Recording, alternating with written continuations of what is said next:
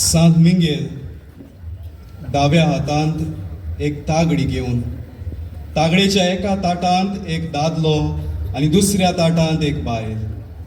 उजव्या हातांत तो एक तोरसाद घेवन देंवचाराक तोपता आनी ताका आपल्या पांया पोंदाक मोस्तिता. देवाचे उतर. उपरांत स्वर्गार एक झूज सुरू जाली. मिंगेल आपल्या दुतांक घेवन आराचेर झुजलो आनी आर हारवलो आनी तांकां स्वर्गार आनीक जागो उरलो ना.